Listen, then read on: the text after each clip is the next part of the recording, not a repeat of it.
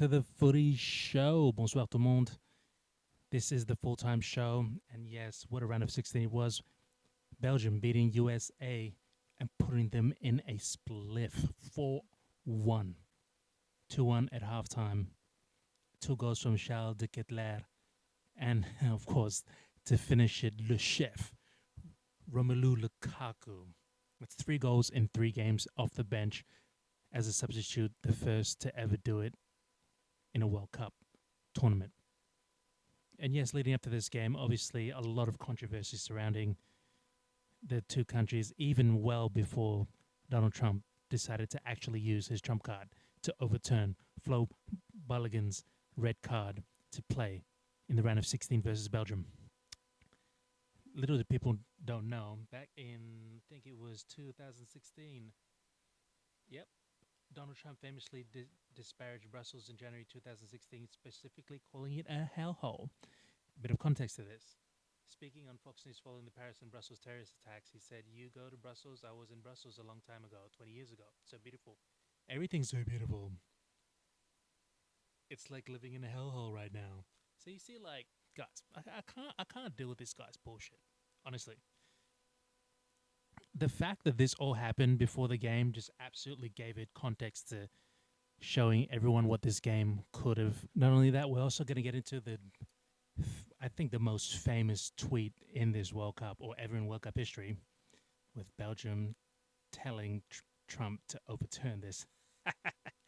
And then also a bit of the reactions from USA fans and other fans alike about the results of this game. So overall, it was just like, I didn't see a big scoreline coming, but there was a lot of bad blood going into this game, and I think that it was pretty much a point against corruption in general. I think this is probably the only time that I would agree that sports and politics do kind of go together in this instant, because what better way to stand up to someone who's defying the very fabric of this tournament without an organization that's known for being corrupt, and they just absolutely flat out dismantled this USA side, and then just proving a point at the same time. So if you look at, so this would have to be my favorite part, literally the Belgium FA just responding, overturn this, after a lot of hilarious rumors with people pretty much saying that, if Trump can overturn a red card, can he overturn a result of the game? The responses were hilarious. I said, "Oh, he's gonna go and call FIFA after the game and then tell the president, we need can we find like 5 extra goals to overturn this?"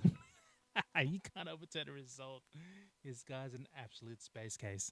And I think Lukaku's celebration at the end, looking at the US crowd, pure hate. I'm not going to say it's pure hate. I think if you look at all the Belgian players in general and Belgian people in general, we don't hate. I think hate's such a strong word, dislike maybe, but no, we just had to prove a point. And honestly, majority of USA fans, like, I'm not going to say all of them, because I've got a lot of mates who I gone to college with. They all live in the US. I know they're not typical American people. So I'm just saying, for those few, or at least that particular group, if you know what I'm talking about, were just absolutely like, "Oh, we're gonna absolutely destroy these people." Some of the reaction videos were insane. "Oh, these guys need to be in a retirement home. De Bruyne, Lukaku, they're finished." This is exactly why, like, people thought that, they were going to win so easily because we were rattled. No, I think people in general were just shocked at the fact that you can just have the balls to just go and call up your mate and just tell him, "Can you just overturn this? And I'll get you back later." Like, they're just nonchalant. Seriously, like, it's insane. And then this one as well. And I think this really just topped it up for me, because Trump doing his YMCA dance, and Lukaku and the whole team just killing it in the corner, just absolutely mixtaping it. And then apparently they were doing it in the dressing room as well. You know what? People can say what they want about that, but Honestly speaking, like it's not showing off. It's just like I said. It's just proving a point. The fact that Belgium as a whole, and I'm sure everyone else that was watching the game, were all Belgium. They just wanted to, just prove a point and just show people that you can't. There's ways to address corruptions, and this is just one of it. A lot of people fight corruption, behind from a desk or do that, but I think this is a very unique way of doing it, and it's not easy to do. We Belgium could just shied away and just said, "No, we're not doing it," and then just absolutely turn tail and then just be gone. And I think the results also do show that in terms of how not far back the USA football is, but at this point in time, like if you're gonna compare it with players like Clint Dempsey, Landon Donovan, Josie Altidore, um, all those guys, it's just a generational thing where those guys are just willing to put their body on the line for their country, and I think now footballers this generation is just much more of like pamp it up and hold their hand the whole way. And I think to be fair, USA team have a lot of technical and skilled players, but not as a collective, in my opinion. It's just it's not working as a cohesive unit. Whereas if you look at just how Belgium played against them, it's just much more compact as a unit. The midfield just running over them, making them turn it over every second ball. They weren't getting any shots off. The only goal was off a lucky deflection, so I'll give them that.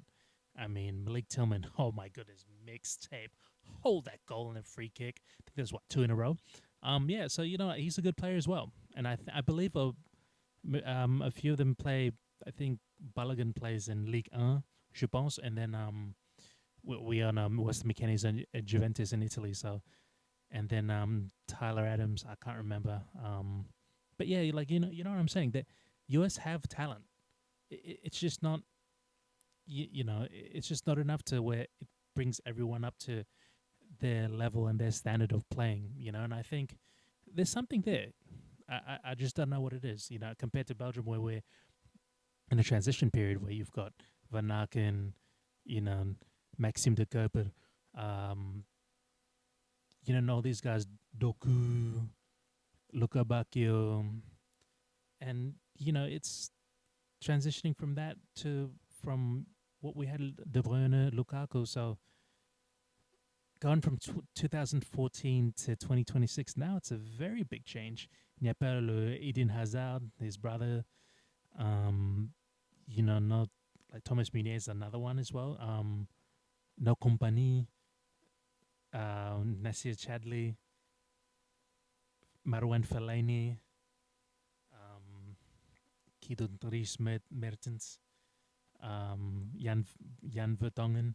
So, like, you see, it's just, I think Belgian football is at a very good turning point where I think, the transitional phase is just, it's easing on properly now. You've got the likes of, Tillemans leading the team forward, and I hope that that's a positive thing moving forward. But, like, I think the the craziest thing about this whole game is that the amount of shit talking that was going on well before, it was insane. If I would share something, but nah, these guys are like clearly on, like really, they're just really on something while getting interviewed. But I don't care. They're absolutely slandering Belgium so badly. A lot of the comments I saw was just like, "Oh, we're finished." You've got a bunch of guys that should be in retirement homes. Their golden generation is done. Like I said, stop using that golden generation bullshit term because it's just way outplayed. Seriously, it doesn't make sense. Everyone's just gonna. This is exactly why there's so much pressure on Belgium, because they were the ones that were supposed to win something. Okay. What about What about Brazil? Huh? Yeah, Belgium hasn't won a World Cup, but Brazil haven't won one since what? Last with Ronaldinho, and all them, man. So, like, no, you guys can go hold that. But and then I think the other detrimental news was Amadou Nana with his ACL, so he's done. But I think Van Aken that came in was a like for like, so it was good. But against now we're playing against Spain, that's going to be very interesting because that could go either way. And Spain have not conceded a goal. Their midfield is solid. They've got a pretty good defense because they haven't conceded, obviously. But I think Belgium, we can match them in size, and we've got heart. So we'll see. But honestly, what an absolute cracker of a game. It could have been way worse than it was, to be fair. I'm glad that we managed to, even though we concede, that's the problem. Belgium, we concede too much, but we have 13 goals in this year's tournament. People seem to forget that. And for this next game against Spain, we've been absolutely written off already, and I love it. C'est bien, les gens peuvent parler, peuvent faire tout ce qu'ils veulent, mais c'est incroyable. Je crois pas, mais c'est tout ce qu'ils lisent, you know, like that's all they read online is just, oh, this and that and stuff. I don't care. You know, I embrace the fact that we are absolute underdogs going into this next game. But people, as always, please like, share, and subscribe, and do all that good stuff.